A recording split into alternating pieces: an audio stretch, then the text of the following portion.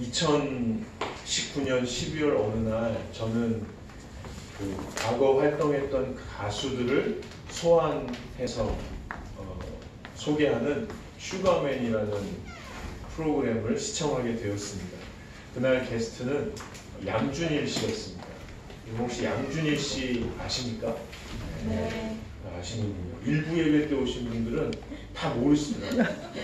일부 예배 오시는 분은 좀 고리타분한 분들, 진짜 하나님께 예배만 하시는 분들, 그런 분들이었습니다. 그가 무대에서 보여준 퍼포먼스는요, 정말 세련되더라고요. 그러니까 30년 전에 그 퍼포먼스를 보였다면 얼마나 파격적이었을까. 제가 놀라움을 금치 못했습니다. 아니나 다를까 그 젊은 이민자라는 이유로 한국에서 추방되다시피 미국으로 돌아갔다고 하더라고요. 저는 양준일이라는 사람이 참 매력적으로 느껴졌습니다. 그가 보여준 음악적인 퍼포먼스 때문만은 아니고요. 그것도 좋았지만 그의 사람됨에서 느껴지는 매력이 제 마음을 좀 울렸습니다.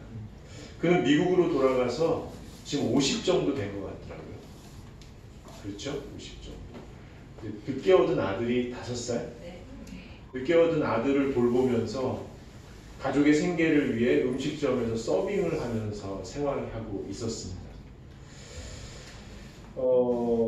그에게서는 버려지고 잊힌 사람에게 나타나는 억울함이나 자기연민 같은 게 느껴지지 않았습니다. 오히려 일상이 고맙다고 했습니다.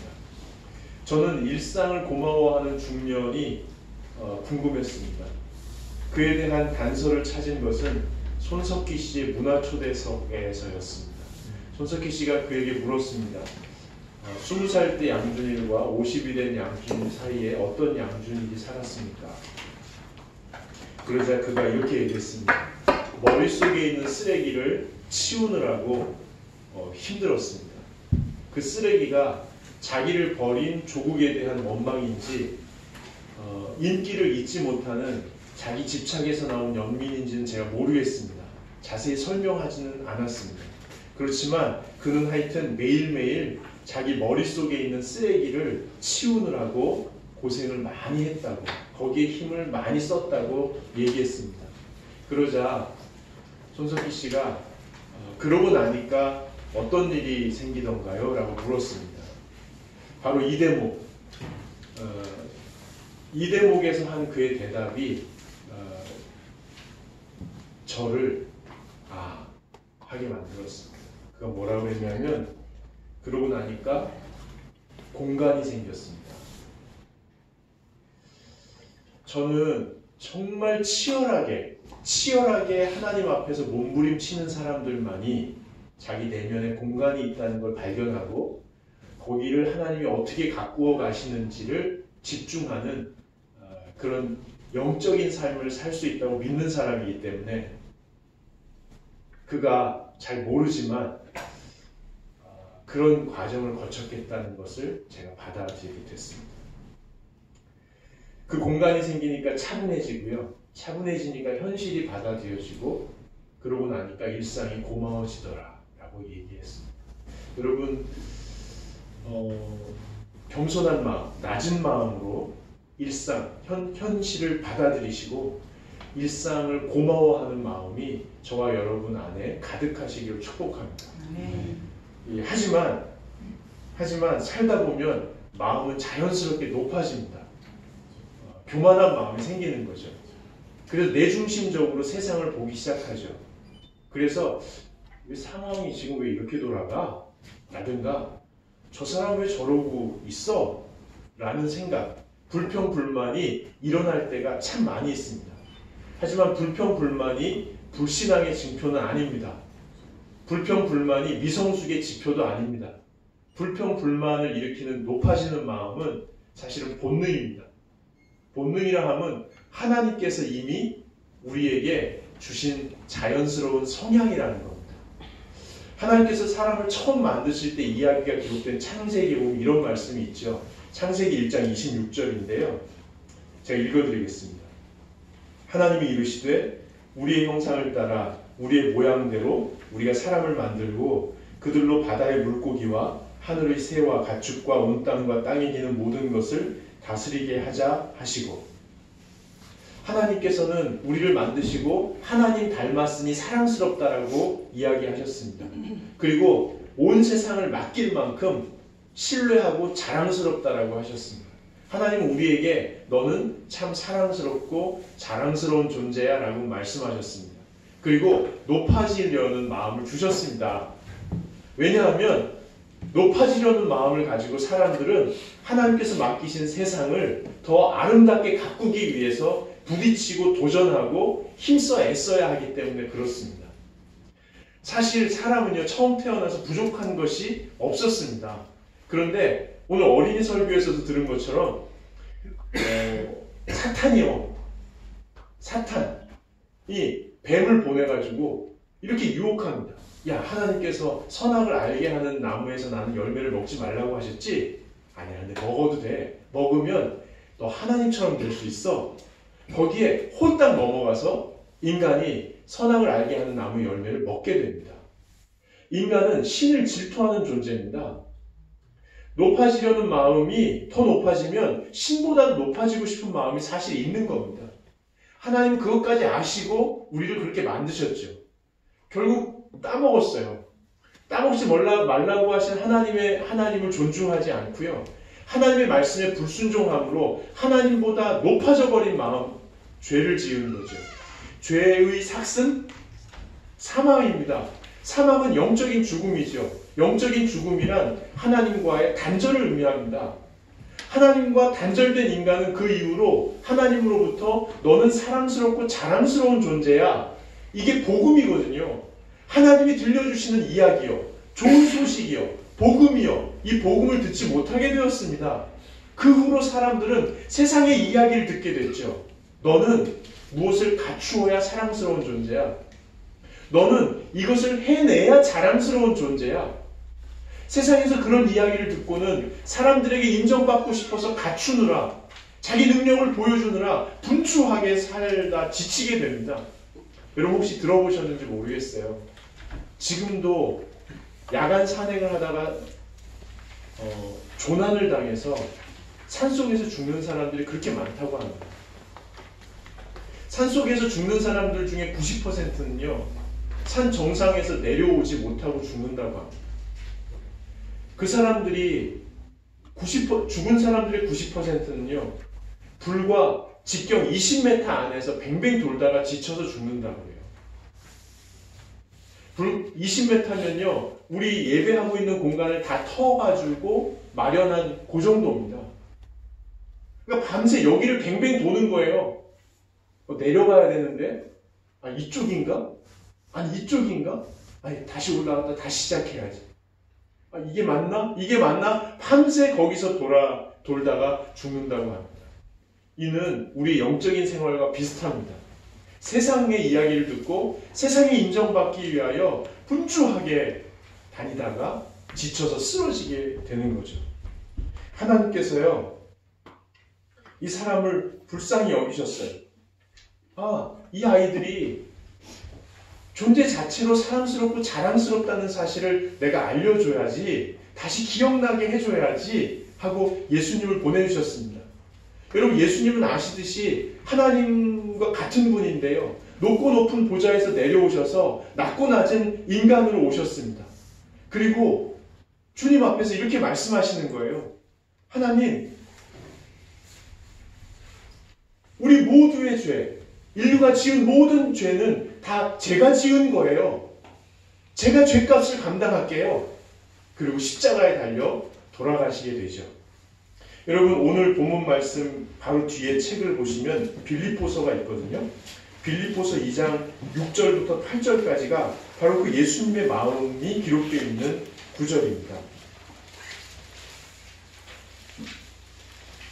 한번 여러분 가능하시면 한번 펼치셔서 고갈의 빌이죠. 빌립보서 2장 6절부터 8절까지 말씀을 저와 함께 읽어보도록 하겠습니다.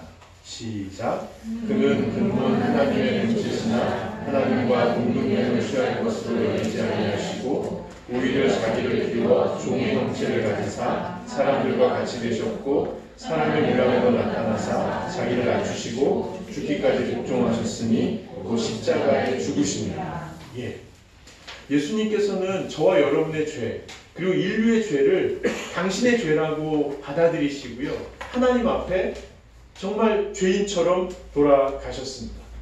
그리고 십자가에 달려 죽으신 다음에 죽음을 이기고 부활을 하십니다.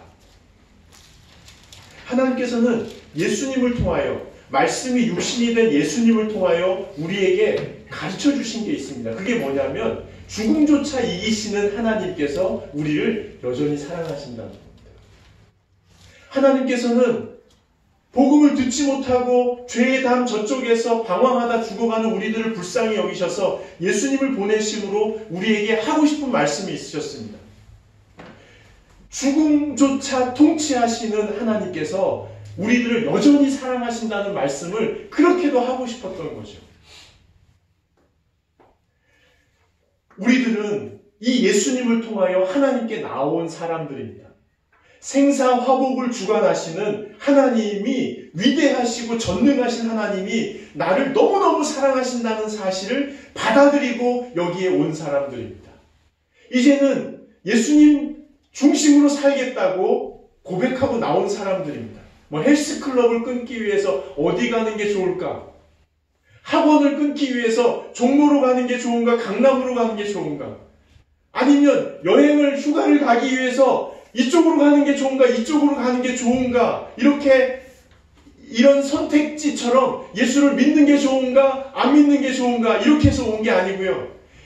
하나님께서 예수 그리스도를 통해서 살 수 있는 유일한 길을 보여주신 것을 믿음으로 받아들이고 모인 사람들입니다. 그냥 이 교회 한번 다녀볼까? 친구가 얘기하는데 여기 한번 와볼까? 이래서 온 사람들이 아니고요. 사실은 하나님께서 예수 그리스도를 핏값으로 주고 사신 우리들을 부르셔서 여기에 나오신 분들입니다. 예수님께서는 당신의 육체로 하나님과 우리 사이에 막힌 담을 허물어뜨리셨습니다. 그리고 우리와 우리 사이, 우리와 자연 사이에 막힌 담을 다 허물어뜨리셨습니다. 당신의 육체와 영혼과 피를 다 쏟으셔서 다 무너뜨리셨습니다. 이것은 차차 되어져 가는 게 아닙니다. 하나님이 그렇게 하고 싶은 게 아닙니다. 하나님이 예수님을 통해서 완성하신 하나님의 나라입니다. 그 나라에 우리가 초대받은 거지. 오늘 본문 말씀으로 다시 한번 돌아가 보시죠. 바로 앞에 에베소서 2장 16절 18절 말씀에 그 십자가의 능력이 기록되어 있습니다. 에베소서 2장 16절부터 18절까지 말씀을 같이 한번 읽겠습니다. 또 십자가로 이 둘을 한 몸으로 하나님과 화목하게 하려 하심이라. 원수된 것을 십자가로 소멸하시고 또 오셔서 먼데 있는 너희에게 평안을 전하시고 가까운 데 있는 자들에게 평안을 전하셨으니 이는 그로 말미암아 우리 둘이 한 성령 안에서 아버지께 나아감을 얻게 하려 하심이라. 아멘. 여러분, 이 바울 사도께서 하시는 원수된 사람들은 바로 유대인과 이방인입니다. 유대인은요, 스스로 하나님께 선택받은 백성으로서 율법을 지키는 거룩한 민족이라고 확신했습니다. 그리고 유대인 이외의 모든 사람들은 하나님께 버림받은 짐승만도 못한 존재라고 여겼습니다. 원수처럼 봤죠. 반면에 이방인들 헬라 문화권 안에 사는 유럽 사람들, 유럽에서 문명과 군사와 이런 것들이 발원지 아닙니까? 그러니까 그들의 자긍심이 얼마나 높았을까요? 그들은요, 상선과 군사력으로 온 세계를 점령한 자기들이 중심이라고 여겼습니다. 그래서 보이지도 않는 신을 믿겠다고 고집을 부리는 유대인들을 아주 집착이 강한 노예처럼 여겼습니다. 그러니까 서로 원수가 된 거죠. 하나 될 수 없었습니다. 그런데 바울 사도를 통해서요, 예수님의 제자를 통해서요, 하나님께서, 신께서 높은 보좌를 버리시고 낮은 마음으로 이 땅에 오셔서 모든 것을 허물어뜨리셨다고, 낮은 마음으로 신이 우리를 구원하셨다고 하는 이야기를 듣게 되었습니다. 이 이야기, 이 복음의 소식을 들은 사람들이요, 하나님의 이 구원의 이야기를 들은 사람들 중에서요, 유대인 중에 이런 사람이 있었지 않았겠어요? 율법을 지킨다고 지키는데 도저히 나는 지킬 수가 없다는 것을 솔직히 속으로 인정하는 사람들. 다 지켜도 하나님의 평강을 누릴 수 없다고 괴로워하는 사람들 있지 않았겠어요? 상선과 군사력으로 땅을 점령하고 호화로운 취미생활을 즐기면서도 마음의 일상에 평안이 없어서 괴로워하는 이방인들 없었겠어요? 마음이 점점 하나님 앞에서 이름 모를 신 앞에서 마음이 무너져 내려서 낮아진 사람들 중에 이 복음의 소식을 듣고 주님 앞으로 나온 사람들이 있었어요. 바로 그 사람들이 교회 공동체를 이루었던 겁니다. 여러분, 높은 마음으로 서로를 비난하던 사람들이 낮은 마음으로 모이면서 교회가 부흥하기 시작했습니다. 바로 교회는 예수님 덕분에 하나님의 자녀가 된 사람들의 공동체입니다. 예수님 덕분에 성령 안에서 사랑으로 하나 되어가는 사람들의 공동체입니다. 22절 한번 읽어보겠는데요. 22절 같이 한번 읽어보겠습니다. 너희도 성령 안에서 하나님이 거하실 처소가 되기 위하여 그리스도 예수 안에서 함께 지어져 가는가. 함께 지어져 가는, 높아진 마음으로 끝까지 가면 하나님보다 높아짐으로 죽을 수도 있는데,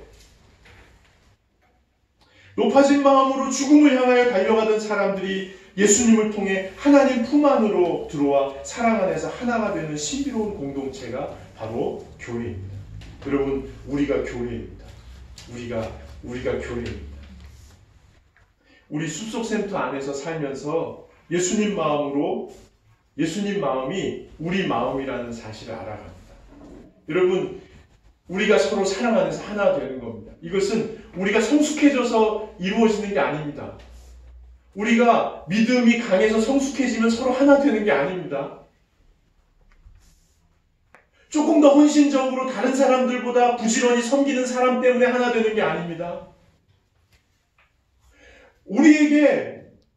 우리가 얼마나 소중하고 아름다운 존재인지, 사랑스럽고 자랑스러운 존재인지 보여주기 위해서 이 땅에 오신 예수 그리스도 안에서 우리가 하나 되는 겁니다. 오직 예수 안에서요. 오늘 20절 한번 읽어보겠습니다. 같이 읽겠습니다. 너희는 사도들과 선지자들의 터 위에 세우심을 입은 자라 그리스도 예수께서 친히 모퉁이 돌이 되셨느니라. 아멘. 예수님께서 이미 하나님 나라를 우리에게 가르쳐 주셨습니다. 그래서요, 우리가 성숙해지면서 어떤 사람이 되는 게 아니고요, 이미 예수님을 통해서 이루신 하나님의 나라, 모든 죄의 담이 허물어지고 다 같이 하나 될 수 있는 나라를 이 공동체에서 경험하면서 우리가 하나구나 라는 것을 배워가기 시작한다는 거예요. 여러분, 이 공동체 안에 있으면 우리가 점점 예수님의 삶의 방식을 우리가 따라가고 있다는 것을 배우게 됩니다. 예를 들면요, 예수님께서는 하나님이 예수님을 이 땅에 보내시고 하나님이 예수님 당신과 함께 한다는 것을 믿었어요. 그리고 항상 늘 동행하신다는 것을 믿었어요. 그래서 예수님께서는 하나님에게 늘 고마워하셨어요. 특별히 나사로를 살리실 때요. 나사로가 죽었을 때 그 장례식장에 가시잖아요. 가셔가지고 무덤에 막힌 돌을 치우라고 그래요. 죽어버린 사람이 안에 있는데 치우라고 그래요. 사람들이 죽었다고, 우리 오빠 죽어버렸다고, 왜 이제 와서 그러냐고. 아니, 죽지 않았다고 치우라고 그러세요. 그리고 나사로야 나오너라 말씀하시기 전에 하나님께 이렇게 말씀하시죠. 돌을 옮겨놓으니 예수께서 눈을 들어 우러러보시고 이르시되 아버지여 내 말을 들으신 것을 감사합니다. 항상 내 말을 들으시는 줄을 내가 알았나이다. 하나님께서요, 우리를 이 땅에 보내시고 우리와 늘 함께 하세요. 우리와 늘 동행하세요. 우리를 늘 선한 길로 인도하신다고요. 제가 이 말씀을 들으면서요, 내가 이 땅에 하나님께서 보내셔가지고 태어난 다음에 이렇게 쭉 자라나서 지금까지 왔잖아요. 그럼 지금까지 하나님이 함께 하셨네. 그리고 제 인생을 돌아봤어요. 제가 중고등학교 때 형편이 좀 나아졌어요. 아주 막 가난하다가 조금 나아졌어요. 나아져가지고 여름옷 2벌, 빠를 때 입어야 되니까 2벌 딱 생겼어요. 봄, 가을옷 2벌. 그리고 겨울옷은 가을옷에 청자켓 하나 걸치면 그 겨울옷이었어요. 그러니까 5벌입니다. 신발은 한 켤레로 1년 사는 거죠. 1년. 고등학교 때는 괜찮아요. 중학교 때는 발이 막 크잖아요. 그러니까 그렇게 하고 신고. 나중에는 이게 발가락이 떨어진다고요. 냄새. 그 친구들 집에는요, 다 이름 적힌 비닐루가 있었어요. 왜냐하면 들어갈 때 그 비닐루로 발을 싸고 들어가는 거예요. 냄새 너무 나니까. 특히 심한 애 거는 2개였어요. 그 냄새 아직도 막 기억나요. 월삭은 못 내서 교무실에 끌려가서 니네 아버지 뭐 하시노? 언제까지 이거 다 낼 수 있는지 계획서 내라고. 아니 중학생한테 할 얘기예요. 근데 뭐 선생님도 답답하니까. 중학교 때는 단칸센방에 부엌 위에 있는 다락방, 허리를 다 펼 수 없는 다락방에 요만큼 공간 마련해서 사과개짝 펼쳐놓고 그렇게 살았어요. 고등학교 때는 연탄광 치우고 스티로폼 깔고 살았어요. 여러분 주희하고 대화해봤어요?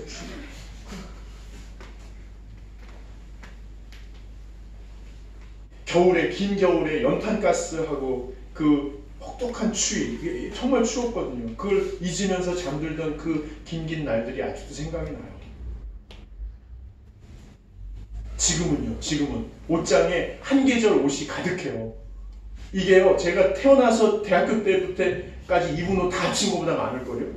현관에 나가면요, 골라 신을 운동화들이 있어요. 냉장고에는 사시사철 먹을 것이 가득하고요.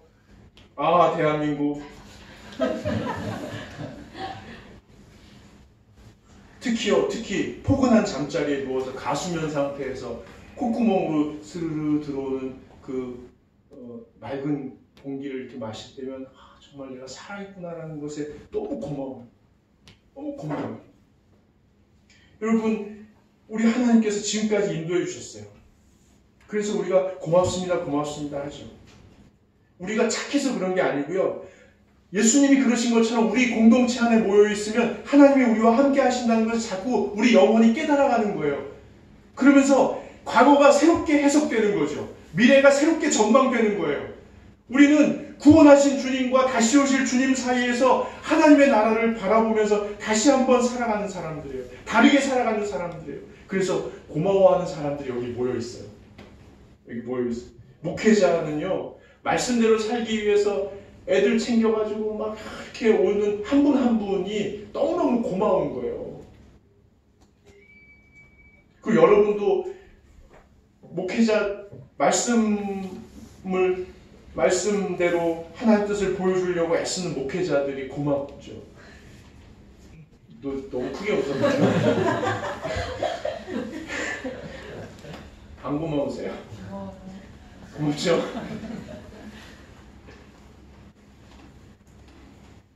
교회가 예수님의 몸이라고 믿고 구석구석 돌보려고 서로 애쓰는 서로가 고맙죠. 여러분, 그렇다고 예수님의 일상이 즐거운 일로만 가득 찼던 건 아니에요. 마지막에 특히 심했잖아요. 마지막에. 무기를 든 무리들이 와가지고 짐승 끌듯이 끌려갈 때 공개적으로 모욕과 고난을 받고 결국은 사랑하는 제자들에게 버림받은 채 홀로 발가벗겨진 채 저주 가운데 십자가에 달려 죽으실 때, 여러분, 그때도 예수님은 하나님께서 함께 하신다고 믿었어요. 그래서 하나님의 침묵이 나를 버린 게 아니라는 것을 믿음으로 붙들었어요. 그리고 그 현실을, 십자가를 그대로 받아들이면서 버티셨죠. 여러분, 인생이 그렇잖아요. 뭐 살림해야죠. 애 돌봐야죠. 뭐 피할 데가 없잖아요. 직장 가서 일해야죠. 맡겨진 일 다 감당해야죠. 학생들은 공부해야 되잖아요. 숙제해야 되잖아요. 미래를 위해서 막 도전해야 되잖아요. 그런데 뭐 손대면 성과가 확 나는 것도 아니고. 근데 우리가 왜 버텨요? 하나님이 지금도 함께 하셔서 선한 길로 인도하신다고 믿기 때문에 그런 거죠. 여러분, 예수님께서 십자가에 달려 비참하게 돌아가실 때 하나님께서는 우리를 살리실 수 있는 천국을 향한 문을 활짝 열어 젖히셨어요. 그래요. 우리에게 최악일 때도 하나님은 최선을 이끌어내시는 하나님이세요. 그래서 우리는 일상 가운데서 너무 힘들고 도망치고 싶은데 도망칠 수 없을 때, 해야 되는 일을 해야만 할 때, 하기 싫은 일도 해야만 할 때 부딪혀서 버티는 거예요. 왜요? 하나님이 하실 것을 믿기 때문에 그래요. 여러분, 지난주에 제가 귀한 분을 만났어요. 누구냐면 잠비아 선교사님이시거든요. 근데 그 딸이 김보미 양이라고 26살 청년인데 아주 키가 연주만. 그래가지고 전철역에서 제가 요 앞에서 기다리는데 나오는데 이거 나오는 거예요. 막 길쭉한 애가 엄마랑 같이 나오고. 너무 길어도 좀 그렇더라고요.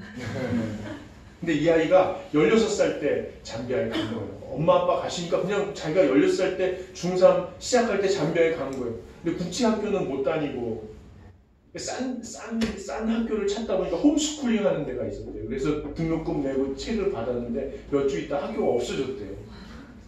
교장 선생님하고 교감 선생님하고 학부모들하고 싸워가지고 그냥 없어져 버려요.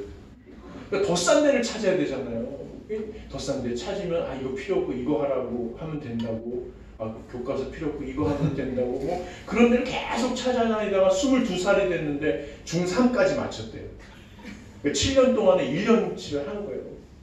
근데 얘가 뭐 친구도 없지, 인터넷도 안 되지, 돈도 없지, 정말 너무너무 외롭고 고통스러운데 거기서 자기가 하나님을 만났대요. 아무것도 없는 그 아프리카 벌판에서 하나님을 만났대요. 하나님이 나를 책임지신다. 그리고 22살이 돼서 대학이 가고 싶더래요. 대학. 근데 3년치를 더 공부해야 돼. 그 홈스쿨링은 아무리 빨리 해도 2년 하는 게 있대. 2년. 근데 대학 가기로 결심했더니 공부하기가 싫더래요. 원래 결심하면 하기 싫어요. 그렇잖아요. 담배 끊어야지 하면은 막 더 피고 싶고, 막 술 끊어야지 하면 막 더 마시고 싶고 막 그러잖아요. 그래서 막 놀고 애니메이션 보고 그러다가, 그래도 하나님, 제가 대학 가고 싶은데 어떻게 하면 될까요? 이거 공부는 여기까지 또 7년 동안 했으니 얼마나 7년 동안 1년 과정을 했으니 얼마나 질렸겠어요. 그 마음 이해되죠. 하나님께서도 이렇게 좀 도와주실 때가 있나 봐요.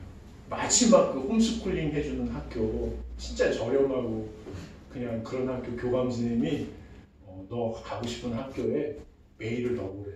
내가 7년 동안 여기까지 마쳤는데 말은 통한다. 근데 공부 나오고 싶다.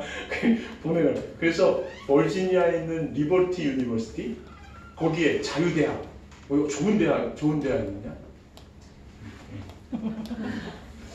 부천이가 그 동네 거기 이렇게 공부해 있었습니다.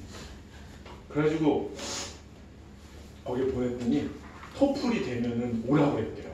다 이해한다고. 그래서 한국에 와서 토플 시험을 봤는데 합격을 한 거예요. 그래가지고 가기로 했는데 선교사 자녀라고 300만 원 장학금을 줬대요. 근데 700만 원이 없는 거야, 학비가. 아르바이트를 하는데 번 거보다 쓰는 게 더 많아. 그리고 막 기도하면서 막 하나님 보내달라고 기도하는데 또 설상가상으로 외할아버지가 돌아가셨대요. 그래서 장례 치르고 막 어수선하게 있는데 외할머니가 700만 원을 주시면서 할아버지가 너 주라고 했다. 부주 들어온 걸로, 조의금 들어온 걸로 학비를 내고 갔대요. 가면서 이거밖에 없으니까 한 학기만 하고 돌아와야지, 이거라도 해야지 하고 갔대요. 얼마나 절박하겠어요. 매 학기 얼마나 절박하겠어요. 근데 그때마다 아무것도 안 보이는데 하나님이 도와주셔서 3년 6개월 만에 학교를 마치고 작년에 왔어요. 그리고 다세현 사무실에 왔다가 그 다음날 또 일본으로 갔어요. 아르바이트 한다고 갔어요. 그럼 제가 그 아이 얘기를 들으면서 사실은 요 뒤에 3년 그 다음에 더 소화하기 어려운 일들이 너무 많아요. 나중에 여러분하고 더 가까워지면 제가 얘기할게요. 이게 소화하기가 힘든 일들이 너무 많아요. 근데 하나님이 그때그때마다 채워주셨어요. 제가 이 아이한테 그랬어요. 야, 너는 할아버지 그걸로 공부할 때 좀 그랬겠다. 지금에서 웃으면서 얘기하지 갈 때는 이걸 가야 되나 말아야 되나 너무너무 고민을 했다는 거예요. 근데 그렇게 얘기하고 나서 제가 생각해 보니까 우리도 예수님 목숨값으로 사는 거잖아요. 그러니까 얼마나 은혜가 절절해요. 여러분,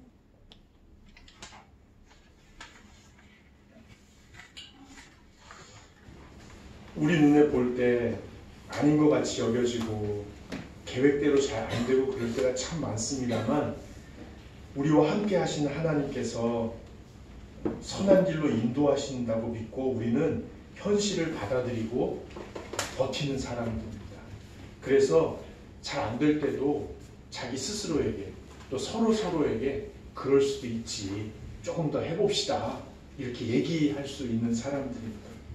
우리 교회가 바로 그렇게 버티면 그럴 수도 있지 하는 교회잖아요. 우리가 성숙해서 그런 게 아니고요. 예수님이 그렇게 사셨기 때문에 예수님 중심으로 모인 우리들이 점점 그럴 수도 있다, 괜찮다는 것을 여기서 경험하는 거죠. 우리 교회가 주차장도 비좁죠. 지하에는 팡팡 노래방이 있죠. 건물은 낡았어요. 복도는 어둡고 화장실은 고급지지 않죠. 아직도 지하철역으로 가시는 분이 계시다는 설이 있어요. 절기 때 보이는 퍼포먼스는 어설프죠. 예배 분위기는 어수선하죠. 교우들 중에는 믿음으로 승리했다고 간증하는 사람들은 희박하죠. 목회자들은 카리스마는 없고 좀 그렇죠. 근데 우리는 이 가운데에서 역사하신 하나님, 어설프지만 온전하게 역사하시고 이루시는 하나님을 믿기 때문에 버티는 겁니다. 그럴 수도 있지 하는 거죠. 여러분, 우리들은 예수님 덕분에 하나님의 자녀가 된 사람입니다. 좀 어설프지만 우리를 구원으로 인도하신 하나님을 신뢰하고 좀 어렵지만 현실을 받아들이고 그 자리에서 한번 더 버티고 더 부딪혀보고 주님께서 이루실 구원을 또 우리를 인도하실 천국을 소망하면서 하나 되어가는 우리 공동체 되면 좋겠습니다. 우리는 사랑의 미로가 아니고 사랑의 띠로입니다.